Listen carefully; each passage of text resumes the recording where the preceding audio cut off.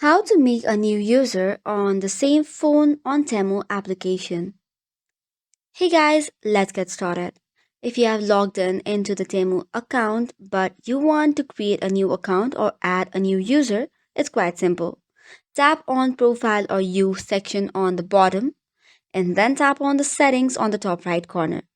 You can either sign out of your interested account or switch the account as well. As you can see, I have two accounts added to the same application. To add a third account, tap on Add Account section and enter the email address. Or you could just continue with Google, Facebook, or Twitter application. And just by that, you should be able to switch between the accounts and add users as well. However, if it is creating issue on the Temu application, the best way would be force stop. For that, long press the Temu app and go to App Info.